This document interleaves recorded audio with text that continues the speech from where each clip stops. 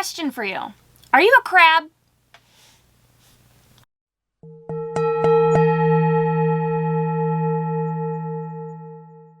Today we're going to actually talk about Cancer, the zodiac sign of Cancer. This will apply to you if you have your sun, your moon, or your ascendant, or even a cluster of planets in the sign of Cancer. Or maybe it can just help you understand any Cancer that you have in your life. Let's get into it. As an overview, the sign of Cancer is a water sign, a movable sign, a feminine sign, and it is the original 4th house of the primordial zodiac, which we're going to get more into, but typically is going to be representative of your emotions and security. Cancer is actually ruled by the moon, and it's the only sign that the moon rules. And the Sanskrit word for Cancer is Karkataka, or Karka for short. And which just means Karka, or Karkataka just means crab. And so because this sign is ruled by the moon, and it's the only sign ruled by the moon, I think it can be a little bit helpful to go over the significations that are said to be related to the moon in classical Vedic texts on astrology. So these are pulled from different texts such as Paladipika and Brihat Parashara Hora Shastra. So the moon signifies motherhood, mental tranquility, or a lack thereof if it's in an afflicted state. Watery places, especially any watery place that is near salt water. It can be any watery place, but salt water and the ocean especially is related to the moon. Salt itself is also related to the moon. So tenderness, which can kind of be, that can be physical tenderness if you're doing medical astrology, or it can be sensitivity, emotionality of any kind, being hypersensitive. Agriculture, or the cultivation of herbs, milk, femininity, breasts, nourishment, that can be physical or mental, psychological nourishment, as well as bodily beauty. So, as we said, the moon, or Chandra, is the ruler, and it is the planet of the emotions and the mind. This gives people with Cancer energy deep emotional intelligence, compassion, and a nurturing personality. We kind of get this repetition of this emotionality when we're talking about the water signs, because water is connected to our emotions. Cancers are highly receptive to energies, making them, again, intuitive and very empathetic. That's where that sensitivity comes in. Very. The moon also can bring in mood swings. So I'm sure we all know some people that tend to be moods up one moment, down another moment. A lot of that swinging. So someone could be very joyful one moment and then kind of melancholic in the next moment. And this can be connected to the moon's cycle of waxing and waning. So it gradually gets more and more and more full, which can be thought of as kind of happy, and then it gradually gets more and more dark, which can be thought of kind of like going downward in the mood cycle. Like water, Cancer people can be very calm and serene, or stormy, unpredictable. It just kind of depends on that emotional state. And the moon, we can see an astrological reason for this. Their Lagna Lord gets debilitated in the 5th house of intellect and mental speculation. So the 5th house from Cancer is Scorpio, and the moon getting debilitated there means that they can have a little bit of difficulty when it comes to logical, rational thinking. And also the 5th Lord Mars, so the 5th Lord representing that intellectual ability, also gets debilitated in the 1st house of Cancer. So there's a mutual debilitation that happens there that can make these people admire the ability in others to think very logically, but maybe sometimes have a hard time doing it, and then as a result have kind of unpredictable mood swings that are a little bit unbalanced.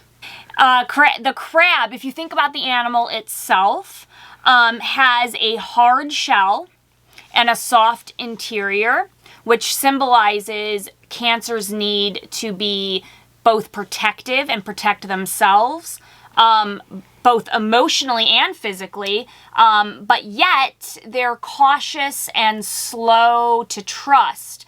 But once they do, they can form very strong emotional bonds. So they're protective, yet sensitive at the same time. The sideways movements of a crab signify that Cancer people often approach life indirectly. And they prefer emotional security over confrontation. So they're not really fans of, getting into conflicts or confrontations. They want to protect, because that will expose their emotions whenever you have to get into a confrontation. So they want to keep that very protected. With Cancer being the 4th house of the original zodiac, which governs the home, family, motherly love, inner peace, and emotional security. This makes them deeply connected to their home and their loved ones. They often seek comfort and stability and a nurturing environment wherever they go. This also can be signified by Venus, which is the planet of enjoyment, ruling simultaneously the 4th house and the 11th house from Cancer. So a lot of their desires can be related to having a really comfortable and Venusian home environment that's very kind of materially opulent and happy and peaceful and able to act almost like as another shell around their life, so that when they come into their home, they're also protected and kind of comforted. Yeah, and like their home also represents that security that they so desperately need to have. Shelters them kind of from the outside. Yeah. Cancer people love to take care of others. They can be extremely successful in careers that relate to this natural passion, and it's a skill that they kind of innately have. They can make an excellent housewife, cook, writer, dramatic actors, and interior decorators. They can do very well in the medical field, especially in like a nurse type role, because nurses are kind of required to take care of others, and they typically have like a maternal-like instinct. And also, on top of that, the sun gets naturally exalted in the 10th house of a Cancer person's chart. So the 10th house from Cancer is Aries, and that doesn't necessarily mean that you have the sun in Aries, but naturally the sun is exalted in Aries. And so what that means is the sun can signify, when it comes to profession, anything related to the medical field. So you have that moon significations of being mothering and nurturing, and the sun significations of connecting to matters related to physical health and the medical field. And also the sun in general being exalted in the 10th house from Cancer means that a Cancer person can get a lot of confidence and a lot of self-esteem from their career in general because of the sun's natural exaltation there. Another career that's related to the sun is a politician. So Cancers make good politicians because they actually enjoy observing people and want to handle their needs. So someone who's being, an honest and high integrity politician really is there to talk to their constituents, meet their needs, fight for their needs.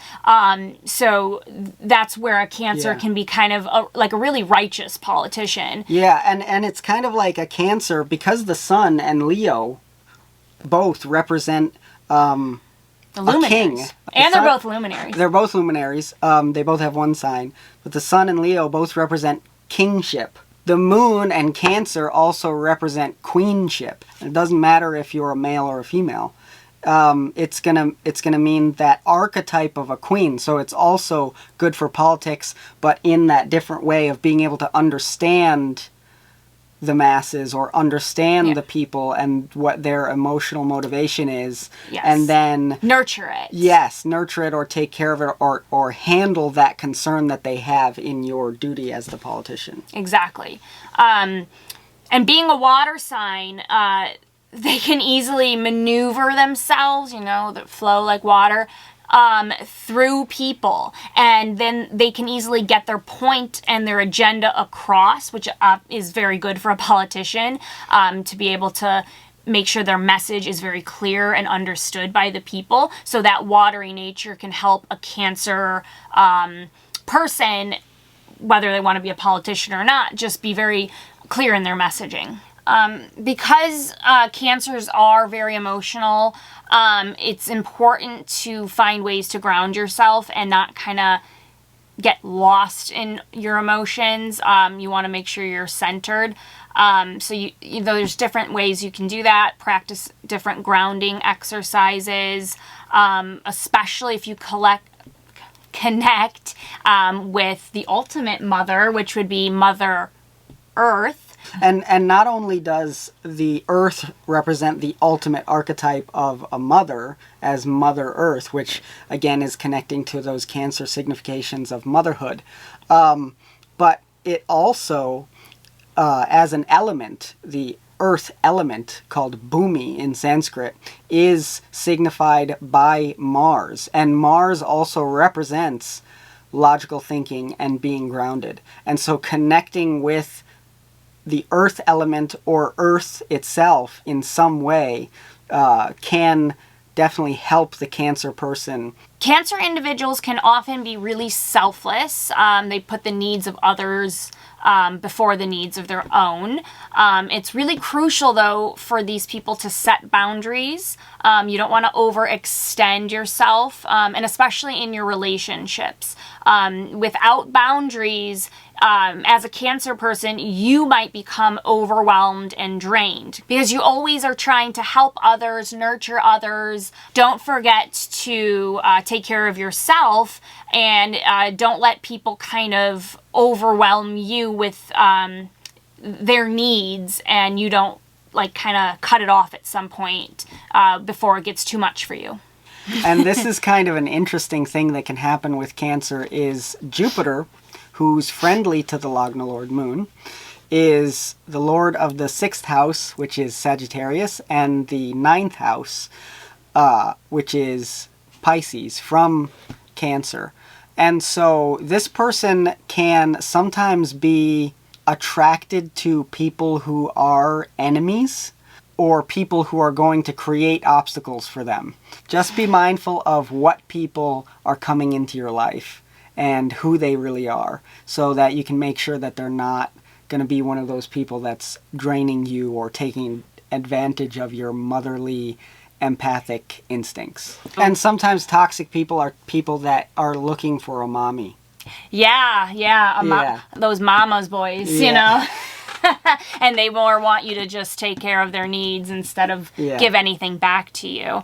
Another thing we can see here from the astrological perspective of the chart from Cancer is that Saturn is going to be the lord simultaneously of the 7th and 8th house from Cancer. So the 7th house from Cancer is Capricorn, and the 8th house from Cancer is Aquarius. And so those significations of the 7th house of relationships and the 8th house of sudden ups and downs or difficulties or struggles to go through or personal transformation that has to be gone through, those significations of the 7th and 8th house both get kind of blended, and Saturn is also a malefic planet.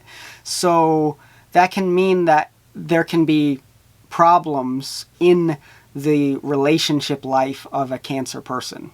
Yeah, so try to surround yourself with people who are supportive and emotionally stable. That's going to be really important. So if you can find people that you are either in a relationship with or you spend a lot of time with that are emotionally stable, it's going to be really healthy for you to kind of those are people you can probably trust more, and they're going to appreciate your sensitivity, and you're going to appreciate the fact that they're a little bit more centered, and you could probably learn a lot from them. Yeah, Mars type people. Any Mars archetypes, if you just look up things about Mars from Vedic astrology, significations of Mars. Or watch our videos. Or watch all of our videos, definitely. I just thought of this right now. Mars gets naturally exalted in the 7th house of Capricorn from Cancer ascendant. So, and we've been saying those archetypes of Mars, of logical thinking, of groundedness, can be extremely helpful to the Cancer person. So if you're looking for people to be in a relationship with, whether that be a romantic relationship especially, or a business partnership or anything like that, the people that are very grounded and also have a lot of Mars energy to them are going to be the people that you're going to like to be with the most. Look intentionally for someone who maybe is extremely into working out, or knows martial arts, or is like a like a police officer, or someone who's embodying a lot of that Mars energy can be really helpful for you. Also, the Lagna Lord, the moon, is exalted in the 11th house for a Cancer ascendant. So to a Cancer ascendant, having really good friendships is really, really important. So lastly, a good suggestion for anyone with a lot of Cancer energy is to wear the colors white or silver. White and silver colors traditionally are associated with the moon, and they're believed to bring harmony and emotional balance to Cancer individuals. And also, the other planet, which is really, really good for a Cancer ascendant, because it rules the 5th house and the 10th house at the same time, is going to be Mars. As we've talked a lot about during this video, Mars is very good for Cancer. So wearing bright red colors, which is the color of Mars in Vedic astrology, almost you can think of like blood red, can be very beneficial for you, especially if you wear red on a Tuesday, which is the day of Mars. We hope you found these tips helpful and informative. Before you go, don't forget to subscribe to our channel. Also, if you're a Cancer person or you know any Cancer individuals, let us know if what we said in this video was accurate to you, or if you have anything else that you want to add.